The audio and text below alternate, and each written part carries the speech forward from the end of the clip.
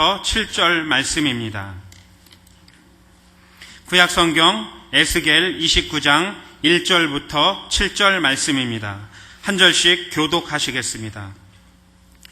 제10년 10월 12일에 여호와의 말씀이 내게 임하여 가라사대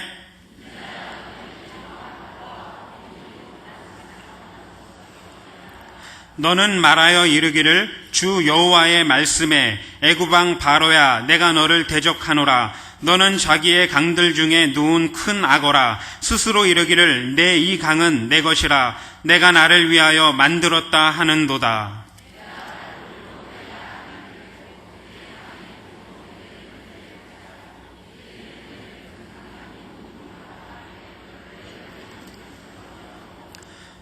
너와 내 강의 모든 고기를 들에 던지리니 내가 지면에 떨어지고 다시는 거두거나 모음을 입지 못할 것은 내가 너를 들짐승과 공중의 새의 식물로 주었음이라.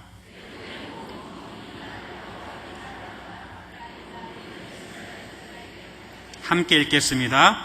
그들이 너를 손으로 잡은즉 내가 부러져서 그들의 모든 어깨를 찢었고 그들이 너를 의지한즉 내가 부러져서 그들의 모든 허리로 흔들리게 하였느니라. 아멘.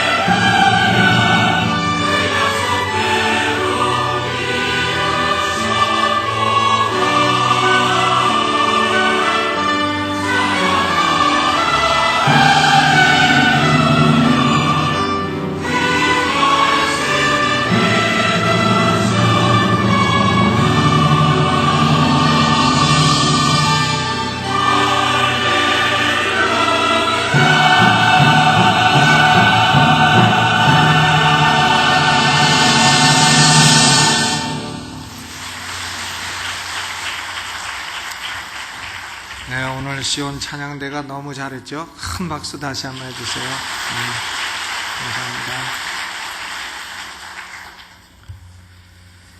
옆에 계신 분하고도 인사하시죠. 당신을 뵈니까 하나님의 사람이십니다.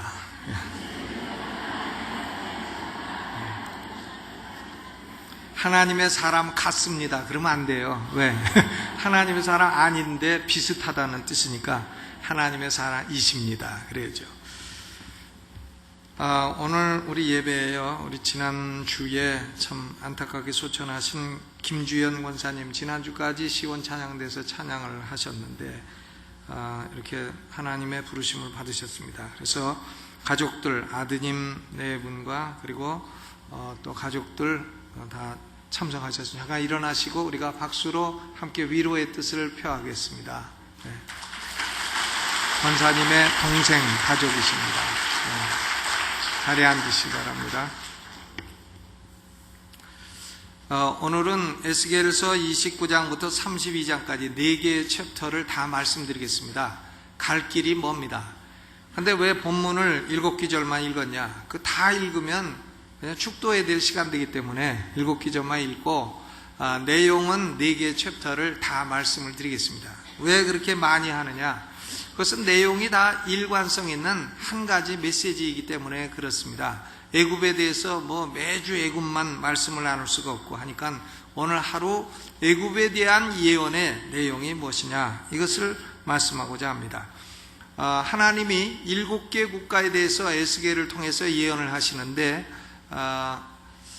암몬, 모압, 에돔, 그리고 또 블레셋, 이런 나라들은 25장에 예언을 했고 26, 27, 28장은 두로라고 하는 나라에 대해서 예언을 했고 그 다음 29장부터 32장까지는 4개의 챕터가 애굽에 할당이 되어 있습니다.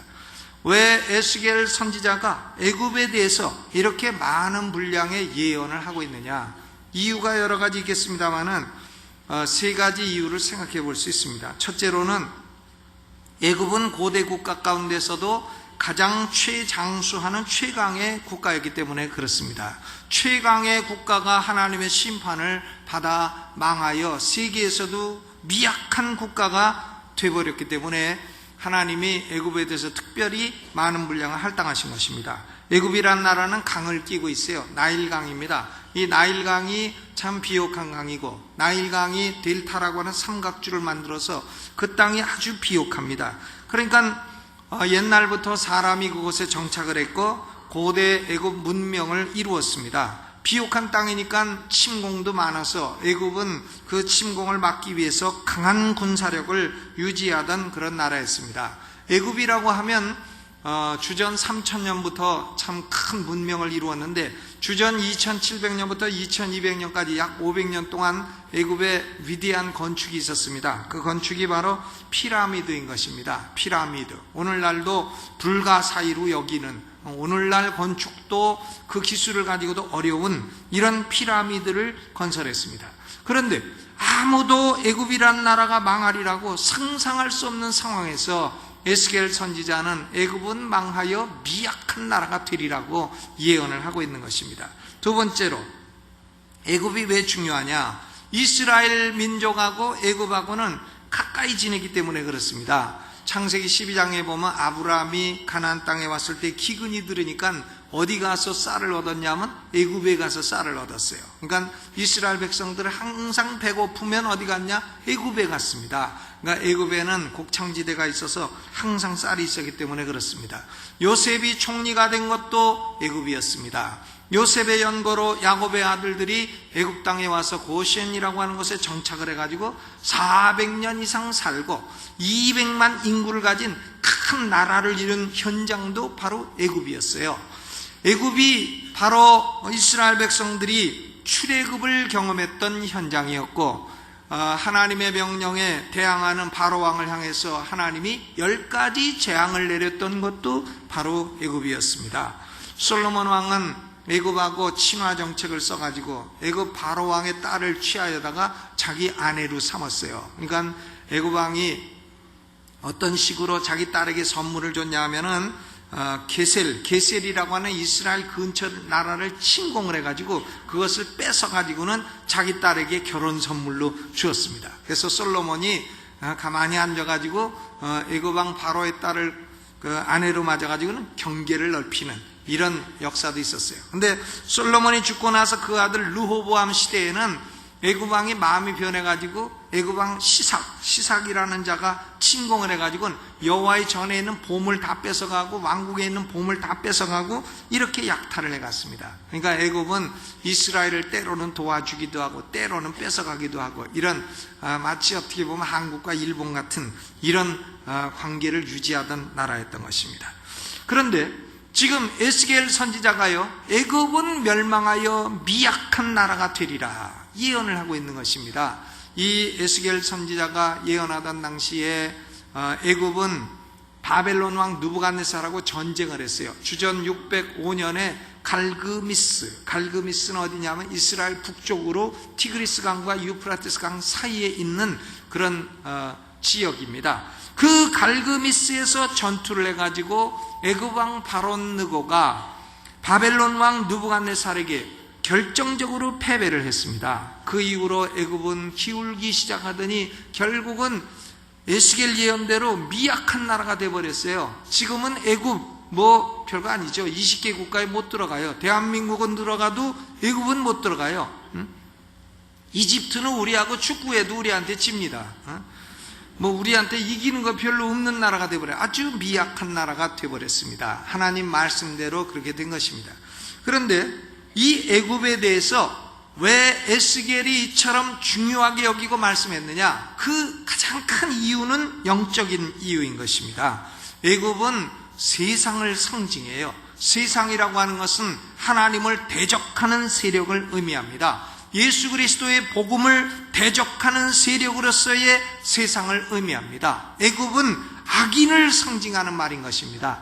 여러분, 악인이라는 말은 영어로 the ungodly, 경건치 않은 자라 이렇게 되어 있는데, 이것은 뭐냐 하면 하나님 없이도 사는 자라 그런 뜻이에요. 악인이란 윤리적으로 악하다는 것을 말하는 것이 아니고 하나님 없이도 내가 내 인생을 살 수 있다고 말하는 사람이 악인인 것입니다. 하나님 물러가시오, 물러가시오.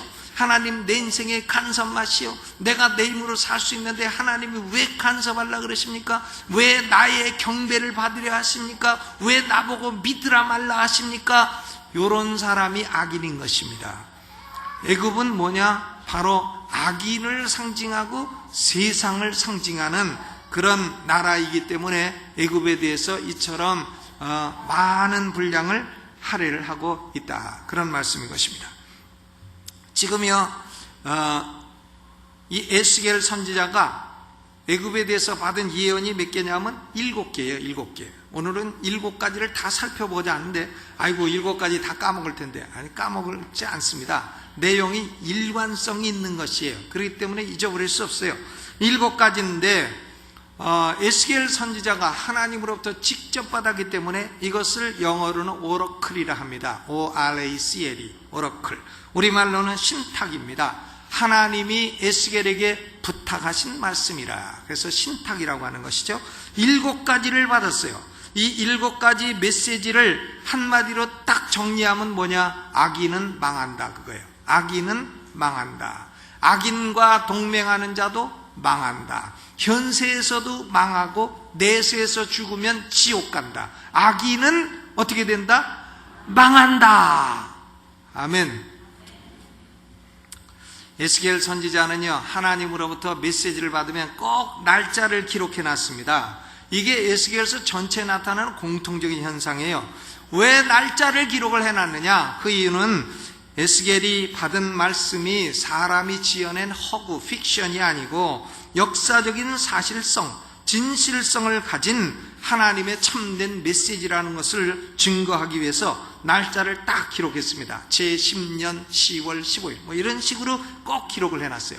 7개 메시지를 받았는데 7개가 언제 받았냐면 예루살렘이 멸망하던 전후로 받은 겁니다. 예루살렘이 멸망은 에스겔이 포로된 지 11년 4월이라 그랬습니다. 에스겔이 포로된 것이 주전 598년, 예루살렘의 멸망은 주전 587년, 598에서 587을 빼면 10일. 초등학교 좋은 데 나오면 이게 얼른 계산이 되는데, 그러니까 587년에 망했는데 에스겔이 메시지를 받은 것은 588년, 587년, 586년, 그리고 하나만 27년 뒤에 받은 것입니다. 이렇게 됐습니다. 오늘은 이 7가지 메시지를 다 살펴보면서 하나님이 이 메시지를 통해 주시는 말씀은 무엇인가, 이것을 생각해 보고자 합니다. 첫 번째 메시지는 에스겔 29장 1절로부터 16절까지입니다. 에스겔 29장 1절로 16절. 그 내용은 하나님은 악인을 대적하신다 하는 거예요. 하나님이 악인 편을 들어주십니까? 안 들어주십니까? 안 들어주시고 하나님이 악인과 원수 되신다 하는 거죠. 29장 3절을 읽어보겠습니다. 3절 시작. 너는 말하여 이르기를 주 여호와의 말씀에 애굽왕 바로야 내가 너를 대적하노라. 너는 자기의 강들 중에 놓은 큰 악어라. 스스로 이르기를 이 강은 내 것이라 내가 나를 위하여 만들었다 하는도다. 하나님이요 애굽과 애굽왕 바로를 보고 내가 너를 대적한다. I am against you. 내가 너의 원수가 된다. 나는 애굽아 너하고 원수다. 이렇게 말씀하시는 거예요. 아니 하나님이 왜 애굽하고 원수로 지내십니까? 그 이유가 2번이나 나오고 있어요. 하나님이 엄청나게 섭섭하게 생각하셨는가 봐요. 29장 3절에 보니까 나일강을 보고 바로왕이 뭐라 하냐면 이 강은 내 것이라 내가 나를 위하여 만들었다. 나일강을 저가 만들어요?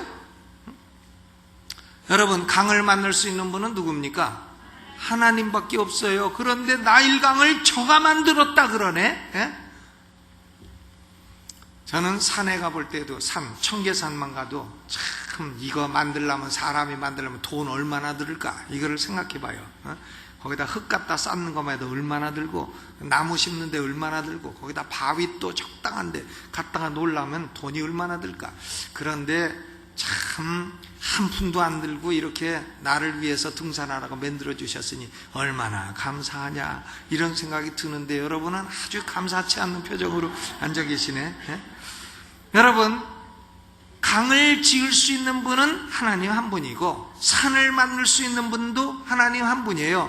그런데 바로왕이 내가 나를 위하여 이 강을 만들었다 이렇게 하니까 하나님이 그걸 2번씩이나 말씀하세요. 3절에 얘기했지만 9절에 또 말씀하세요. 29장 9절에 내가 스스로 이르기를 이 강은 내 것이라 내가 만들었다 하도다. 강을 만들 수 없는 존재가 내가 만들었다고 하는 것은 무슨 말이냐면 하나님도 아닌 것이 하나님인 척 한다는 거예요. 여러분, 우리는 신인 척하지 마시기를 바랍니다. 하나님인 척하지 마시기 바래요. 어떤 종교는 사람이 자꾸 신될라 그래요. 신될라고. 여러분, 우리는 신될 수 없어요. 우린 인간입니다. 우린 피조물이에요. 죽었다 깨나도 피조물이고 우리는 신이 될 수 없어요. 또 어떤 종교는 인간이 무슨 신됐다고 자꾸 그러는데 무슨 난 그런 신, 무슨 보살이라 그러는데 보살은 무슨 보살. 제가 그랬다 그러지 마세요. 신이 아니라는 얘기를 하는 겁니다. 인간이 신인 척하며 하나님이 원수로 삼으신다는 말씀을 드리는 것이에요. 그러므로 하나님이 애굽을 대적해서요, 북쪽 믹돌에서부터 남쪽 수에네, 수에네는 아수안 댐이 있는 아수안이요, 믹돌에서 수에네까지 애굽 땅 전체를 사막으로 만들어 버리시겠다는 겁니다. 하나님이 심판하시겠다는 거예요.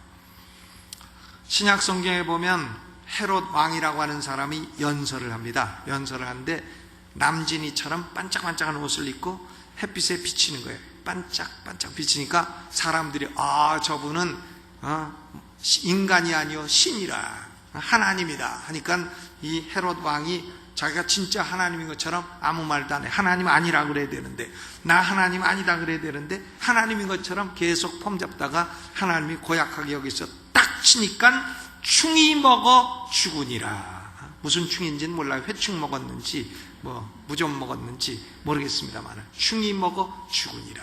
여러분, 신 아닌 존재가 신인 것처럼 행동하면 그것은 하나님의 원수가 되는 것입니다. 그러므로 하나님은 유다 백성들에게요, 애굽을 의지하지 말라고 말씀하십니다. 애굽은 29장 6절에 보면 갈대 지팡이 같아요.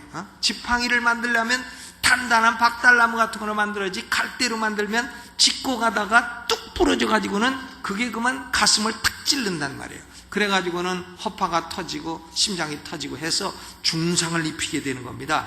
그러니까 애굽을 의지하지 마라. 애굽은 상한 갈대 지팡이에 불과하다고 말씀하신 것입니다.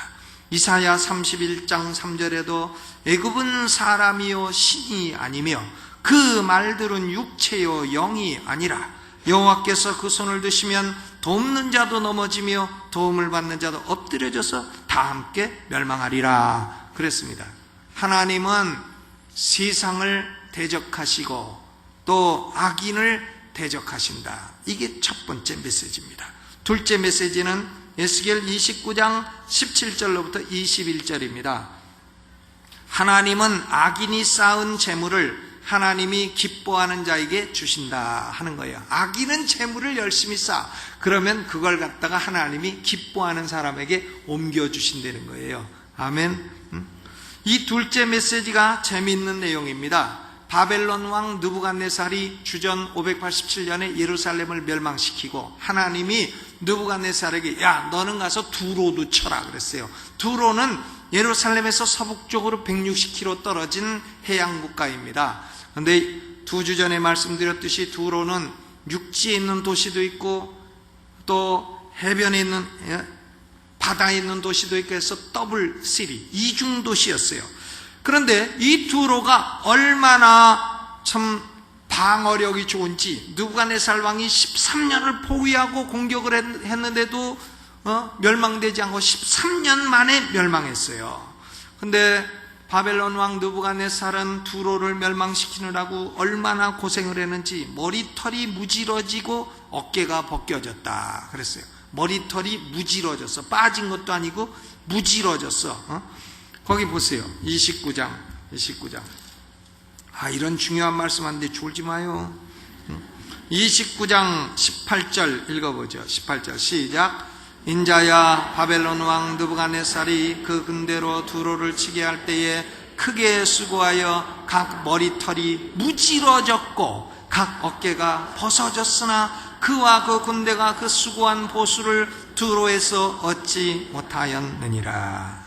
머리털이 무지러져 어깨가 벗겨져 어떻게 돌을 많이 지어 날르고 흙을 많이 지어 날랐는지 그렇게 됐다 이거예요. 그런데 13년 만에 두로를 딱 멸망시키고 보니까 두로에는 아무것도 남은 게 없어요. 13년 동안 배로 재산을 다 지어 날라버려 가지고 느부갓네살이 차지할 게 아무것도 없게 된 것입니다. 그러니까 하나님이 야 느부갓네살아 13년 수고해서 아무것도 얻은 게 없구나. 너에게 그 대가로 애굽을 주겠다. 두로보다 애굽이 먹을 게 더 많다. 애굽 가져라. 이렇게 애굽을 느부갓네살 왕에게 수고한 보수로 주셨다는 겁니다.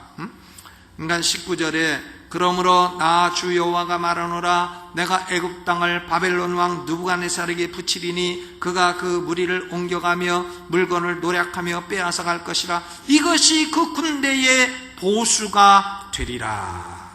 그들의 수고는 나를 위하여 함인즉 그 보수로 내가 애굽 땅을 그에게 주었느니라. 아멘. 여러분 하나님은 느부갓네살에게 일시키고요 보수를 주시는 거예요. 애굽 땅을 보수로 주신 겁니다. 여러분 우리는 하나님을 위해서 수고하면 하나님이 보수를 주십니까? 안 주십니까? 하나님이 보수를 주시나요? 반드시 주시죠. 근데 어떤 사람은 교회는 사람 노동력을 보수도 안 주고 막 쓰는 것이다 이렇게 말을 해요. 근데 그 말은 아주 악한 말인 것입니다. 여러분 하나님은 일시키면요 반드시 보수를 주시는 하나님이에요. 내가 교회에서 일했는데 교회에서 보수를 못 받았다. 그러면 어디서 받습니까? 하나님이 다른 악인들 재산 쌓은 걸 갖다 옮겨갖고 세상에서 주신다 이겁니다. 내가 못 받으면 자식이라도 받는다 이거예요. 그러니까 딴 데서 보수 받고 하나님께 보수를 받고 교회에서 못 받아도 걱정하지 말라 이것입니다. 아멘. 하나님의 일은 억지로 해도 복이 되는 거예요. 따라서 해보시죠. 주의 일은 억지로 해도 복이 된다. 네. 그러니까 구역장 투덜투덜거리면서 나는 하기 싫은데 그냥 목사님이 시켜야지 할 수 없이 했다고.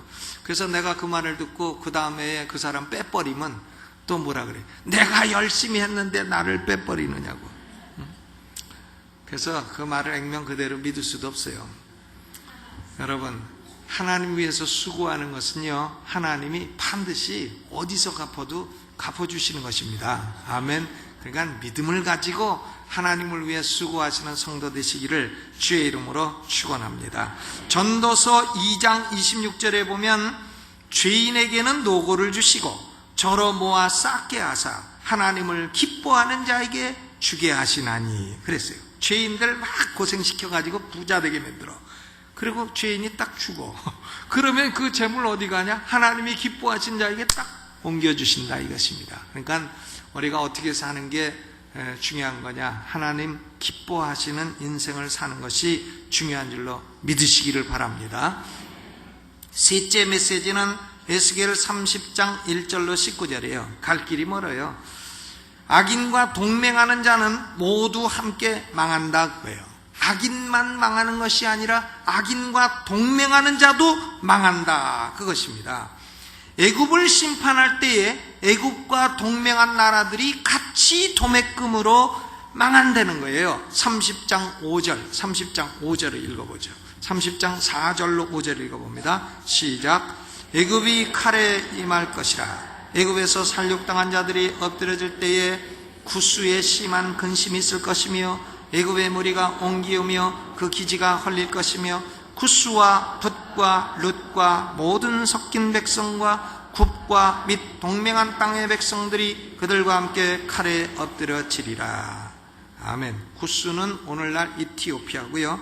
붓은 오늘날 리비아, 그리고 룻은 오늘날 리디아, 굽은 어느 나라인지 몰라요. 아프리카 오지 국가입니다. 그러니까 지금도 이름을 잘 모르는 이런 나라들이에요. 그런데 애굽하고 가까운 나라들이니까 애굽하고 동맹을 맺은 거예요. 그런데 하나님이 애굽을 심판할 때에 이 동맹 국가도 같이 심판하신다는 겁니다. 여러분, 우리 성도들은 세상에 살아가면서 지연 혹은 학연 혹은 사업상 이유, 정치적인 이유, 이런 이유로 악인과 동맹하지 마시기를 주님의 이름으로 축원합니다. 악인과 동맹해서 유익을 얻으려고 하지 마라 이거예요. 비록 의인이 없으면 혼자 의인으로 살더라도 악인과 동맹하고 짝짓지 말라 이것입니다. 시편 12편 8절에 보면 비루함이 인생 중에 높아지는 때에 악인이 처처에 횡행하는도다. 자, 악인이 처처에 횡행해요. 인생 중에 비루함이 높아지고 악인이 처처에 횡행합니다. 여기 봐도 악인, 저기 봐도 악인, 동을 봐도 악인, 서를 봐도 악인이 많아요. 그리고 악인들이 또 출세하고 잘되고 높아지고 자꾸 그래요. 처처에 악인이 횡행할지라도 잠언 11장 21절에는 중요한 말씀이 있습니다. 악인은 피차 손을 잡을지라도 벌을 면치 못할 것이나 의인의 자손은 구원을 얻으리라. 아멘. 제가 참 짧은 인생 지금 살고 있습니다마는 사람들 어느 모임이든지 가보면은 사람들이요 기회주의적입니다. 싹 눈치 보고 어디가 다수인가 거기 딱 달라붙어요. 악이고 의고 따지지를 않아요. 그리고 다수결에 달라붙어 갖고 거기서 같이 내 친구 많다 나 다수결에 속했다 이렇게 살아가려 합니다. 우리 성도들은 그렇게 살아서는 안 되겠습니다. 우리는 넓은 길로 가서는 안 되겠어요. 우리는 언제나 좁은 길로 살아야 되겠습니다. 아멘. 악인이 아무리 동맹을 해서 다수결을 얻고 투표하면 항상 이기고 할지라도 우리가 예수 믿는 사람 하나님의 자녀들인데 악인이 다수결로 이긴다고 나도 거기 껴야 되겠다 이렇게 살아서는 안 되겠다 이것입니다. 아멘. 우리 성도들은요 비록 소수일지라도 의인을 의롭다 하고 의인의 편에 서서 살아가시기를 주님의 이름으로 축원합니다. 성도들이 악인을 미워하고 의인을 의롭다 해야 나라가 바로 가지. 가만히 봐가지고 이쪽이 많은가 여기 달라붙고 또 저쪽이 많은가 저기 달라붙고 이런 식으로 살면 나라 꼴이 어떻게 되겠느냐 이거예요. 그러니까 악인과 동맹 맺지 마라. 우리가 자녀들 교육시킬 때도 결혼시킬 때도 절대 불신자하고 결혼시키지 마세요. 불신자를 자녀가 좋아한다 그러면 불러다가 각서를 써. 각서 반드시 교회 나오겠다. 각서 쓰고 인감도장을 받아. 인감도장 한 5개쯤 받아가지고 3개 잊어먹어도 2개 남게 이렇게 해가지고 어떻게든지 전도를 해서 예수님이나 하나님의 사람이 돼가지고 그래서 살도록 해야 돼요. 여러분, 영이 다른데 어떻게 행복하겠어요? 한 사람은 성령 모시고 한 사람 악령 모시고 살고 있는데 어떻게 화합이 되고 행복하겠느냐? 절대 그럴 수 없어요. 그러니까 반드시 신자에게 결혼시켜야 돼요. 사업을 해도 동업을 해도 불신자고 하지 말아야 됩니다. 불신자들이 뭐 요렇게 하면 돈 많이 벌고 저렇게 하면 돈 많이 받는 사기꾼이죠. 100%. 같이 하다가 처음에는 잘하는 척하다 이자도 좀 주다가 나중에 다 떼어먹고 도망가고 이렇게 되는 일이 비일비재합니다. 그러니까 악인과 뭐하지 마라? 동맹하지 마라. 의로운 길이라도 외로운 길이라도 나는 그 길을 가리라. 저는 어떤 때 보면 광야에 혼자 서 있는 사람인가 이런 생각이 들 때도 있어요. 근데 혼자 가도 가겠다 이거예요. 악인이 많다고 해서 난 거기 껴가지고 살고 싶지 않다 이것입니다. 네 번째 메시지는 30장 20절로 26절이에요. 하나님은 악인의 팔을 꺾으신다. 악인의 팔을 어떻게 하신다고요? 꺾으신다. 30장 25절 읽어보시죠. 25절 오늘 굉장합니다. 25절 읽어봐요. 시작. 내가 바벨론 왕의 팔은 들어주고 바로의 팔은 떨어뜨릴 것이다. 예, 거기까지만. 22절도 읽어봐요. 그러므로 나 주 여호와가 말하노라. 내가 애굽 왕 바로를 대적하여 그 2팔 곧 성한 팔과 이미 꺾인 팔을 꺾어서 칼이 그 손에서 떨어지게 하고 그랬어요. 권투시합을 하면 심판 레프리라 그러죠. 심판이 두 선수를 가지고 딱 한 선수 손을 들어주고 한 선수 손 내려요. 그러면 든 선수가 이긴 건가 내린 선수가 이긴 건가요? 손 들어준 선수가 이긴 겁니다. 내린 선수는 진 거예요. 근데 하나님이 애굽 왕 바로와 바벨론 왕 느부갓네살을 바벨론 왕 느부갓네살 손을 딱 들어주고 애굽 왕 바로의 손은 내려요. 그 내린 걸로 끝난 게 아니라 그 팔을 부러뜨리면 이쪽 팔 부러지면 한쪽 팔은 성하잖아요. 그 팔은 성하냐? 해가지고 성한 팔을 부러뜨려. 그리고 부러진 팔은 또 부러뜨려. 그러니까 세상에 참 악한 사람은 도끼로 이마까. 일본에서 제일 악한 사람이라네. 근데 일본에서 그보다 더 악한 사람은 깐데 똑까. 그 사람이 더 악한 사람이네. 아주 더 악한 사람은 안 깐데 골라까가 더 나쁜 놈이라네. 그런데 하나님이요, 하나님이 악인을 심판하시는데 팔을 한번 꺾고 꺾은 팔을 또 꺾고, 그러니까 여기 꺾고 저기 꺾고 다 꺾여. 그러면 두 군데가 꺾이면은 무기를 들 수가 있나요?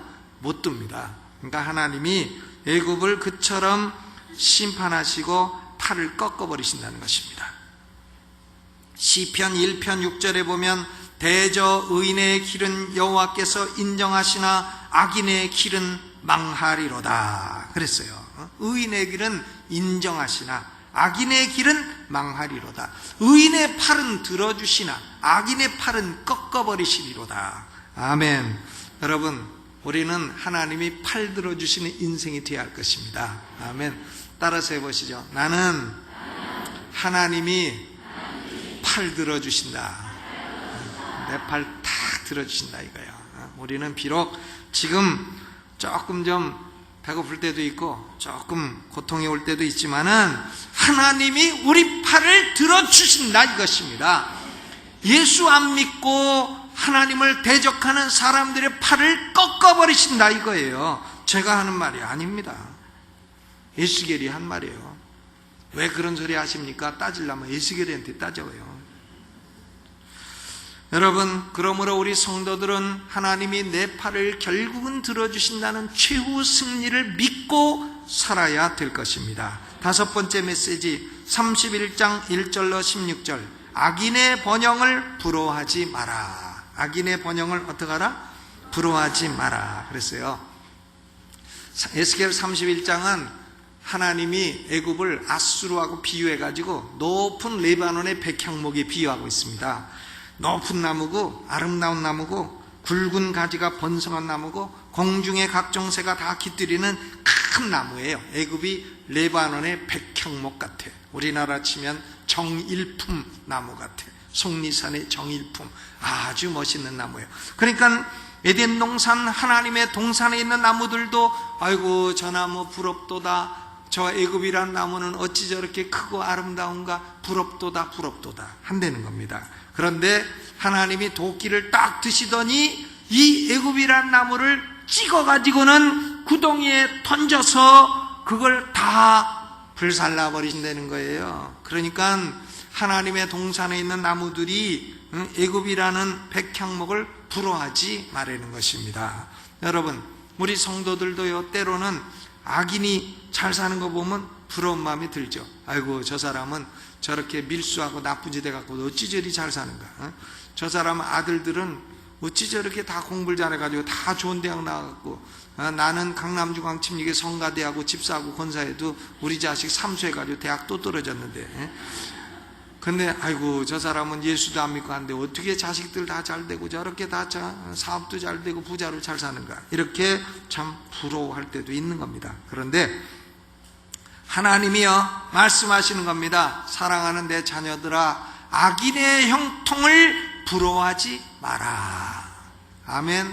악인이 잘 되는 것 조금도 부러워하지 마라 하는 거죠. 시편 73편은 이 주제를 다루고 있습니다. 아삽이라는 사람이 자기는 성가대장으로 봉사하는데도 하나님이 그냥 맨날 때리고 악인들은 막 번성하고 잘 되고, 그러니까 아이고 하나님 나 성가대장 그만하랍니다. 사표내려고 그랬어요.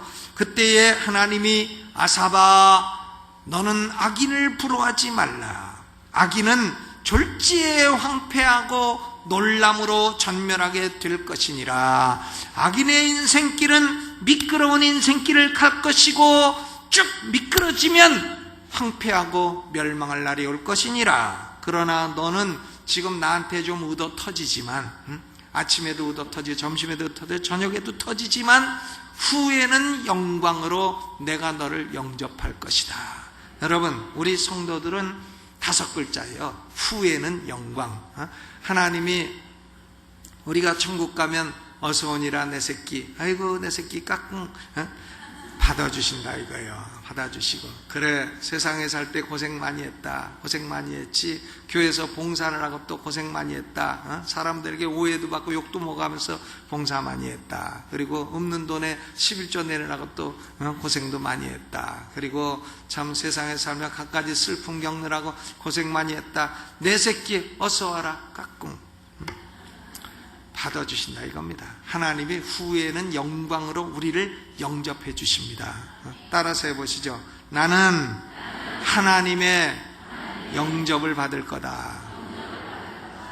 그러나 악인들은 쭉 미끄러져 가지고 졸지에 황폐해 가지고 놀람으로 전멸해 가지고 지옥 떨어져 가지고 아이고 이렇게 외로운 데인 줄 알았으면은 내가 예수 믿을 걸, 예수 믿을 걸, 그러고 있다는 겁니다. 성경 강해를 쓰신 윤희주 목사님이라는 분이 계십니다. 재미있는 통찰력을 이 본문에 대해서 말하였어요. 질문은 이겁니다. 왜 하나님이 예수 안 믿는 일본을 부강케 하셨는가?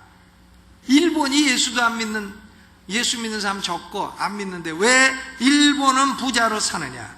이 질문에 대해서 윤희주 목사님이 이렇게 대답했어요. 예수 믿는 사람이 모두 부자 되고 예수 안 믿는 사람이 모두 가난해지면 사람들은 그걸 보고 부자 되려고 예수 믿으려 할 것이다. 하나님은 그런 동기로 예수 믿는 걸 원치 않으신다. 그래서 때로는 믿음 있는 사람도 가난하게도 하시고 믿음 없는 사람도 부자가 되게 하시고 이렇게 하는 것이다. 뭐 맞는 말인지는 틀린 말인지 모르겠습니다만 상당히 통찰력 있는 말씀이라는 생각이 들어갑니다.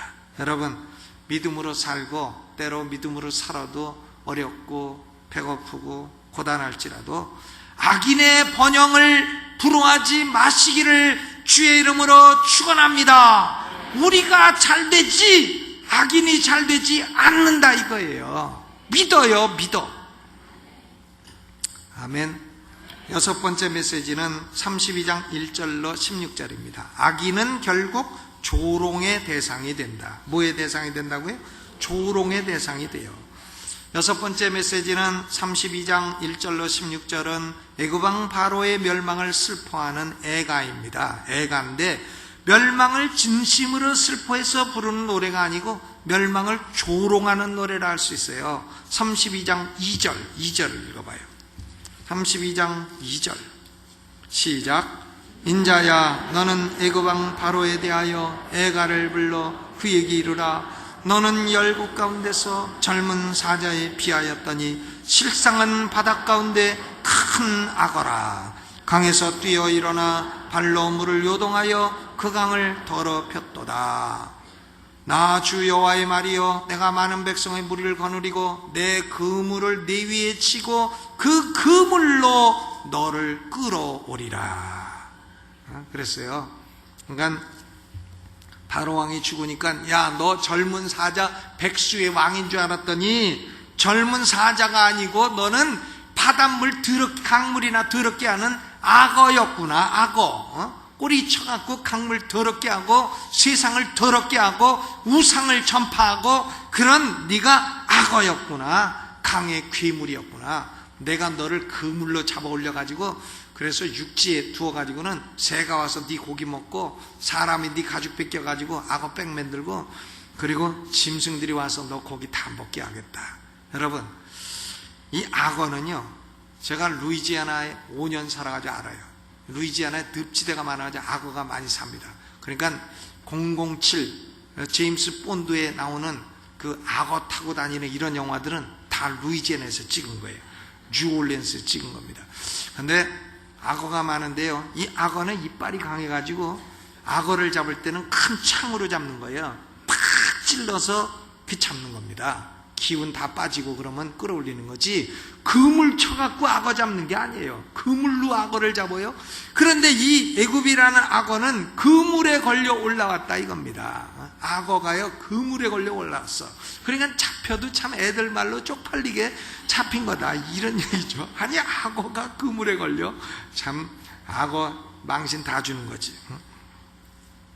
그러니까 죽어도 창피하게 죽는 신세가 된다는 겁니다. 다시는 강물을 흐리게 하지 못한다고 했습니다. 여러분 악인은요 한참 번성하는 것 같아도 나중에는 결국은 조롱 대상이 되고 만다. 그것입니다. 마지막 메시지 일곱 번째 에스겔 32장 17절로 32절은 악인은 죽어서 지옥에 떨어진다. 그거예요. 악인은 죽으면 어디 간다고요? 지옥 간다. 일곱 번째 메시지는 에스겔이 지하를 들여다보는 거예요. 음부 지옥을 들여다보고 예언한 것입니다. 애굽과 그 동맹한 무리들이 모두 지옥에 가 있더라 이것입니다. 32장 18절 읽어보시죠. 18절 시작. 인자야 애굽의 무리를 애곡하고 그와 유명한 나라 여자들을 구덩이에 내려가는 자와 함께 지하에 던지며 그랬어요. 구덩이 지하 이게 어디냐? 지옥입니다. 지옥. 구약적인 표현이에요. 그런데 가보니까 애굽 왕도 있고 애굽 사람들도 와 있고 22절엔 아수르와 온 무리가 있고 24절에 엘람과 그 온 무리가 거기 있고 26절 메섹과 두발과 그 온 무리가 거기 있고 29절 에돔과 그 열왕과 방백이 거기 있고 30절 북방의 모든 방백과 모든 시돈 사람이 거기 있더라 이거예요. 지옥 가보니까 애굽 그리고 애국과 동맹한 나라 사람들이 다 와 있더라 이거예요. 그리고는 야 너도 왔느냐 나도 왔도다. 아이고 너도 별 수 없이 왔구나 하하하. 나도 가고 너도 가야지. 그런 노래도 있잖아요. 지옥에 가서 다 서로 너도 하고 나도 왔다고 서로 위로를 받는다는 겁니다. 이 지옥에 무슨 동창생이 됐어요. 지옥의 동지애가 여기서 나타나고 있다는 겁니다. 여러분, 결론을 맺겠습니다. 7가지 메시지 들었는데 졸리기만 하고 모르겠다. 결국 그겁니다. 하나님은 악인을 대적하시고 악인의 재산을 옮겨 의인에게 주시고 악인과 동맹하는 자도 멸하시고 악인의 팔은 꺾고 또 꺾으시며 악인을 조롱하시고 결국은 지옥에 던지시는 하나님이시다. 그거죠. 애굽은 악인을 상징하는 나라이다 하는 것입니다.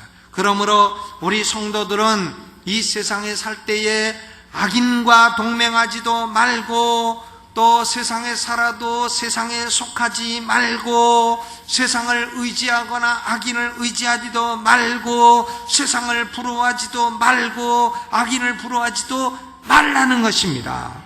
우리는 예수 믿고 살면 잠시 잠깐 이 생에서 고난을 당할 수도 있어요. 건강에 이상이 올 수도 있고 또 재정적인 어려움을 겪을 수도 있고 또 사람의 오해로 인해서 인간관계로 어려움을 겪을 수도 있고 잠시 잠깐 이 생의 고난을 겪어도 결국 우리의 삶은 후에는 영광으로 하나님이 영접해 주실 것입니다. 우리의 인생은 하나님이 인정하시는 인생입니다. 여러분, 사람은 하나님이 인정하시는 삶을 살아야지 하나님이 대적하는 삶을 살면 안 된다는 거예요. 나는 이 말씀 듣고 보니까 내가 악인이로다 이런 생각이 드는 사람은 다른 해결 방법이 없어요. 예수 그리스도를 구주로 믿으세요. 그러면 믿는 순간 의인이 되고 하나님이 인정하시는 삶의 반열에 들어가게 되는 것입니다. 우리 모두가 의인의 길에 서서 의인의 삶을 살고 하나님 인정하시는 성도가 되시기를 주님의 이름으로 축원합니다. 오른손 들고 하나님, 내 인생이 하나님의 인정받는 인생이 되게 하여 주시고 하나님, 내 인생이 하나님이 내 팔을 들어주시는 인생이 되게 하여 주시고 하나님, 후에는 영광이 있는 인생이 되게 하여 주옵소서. 주여 한번 크게 부르고 통성으로 기도합니다. 주여! 하나님, 우리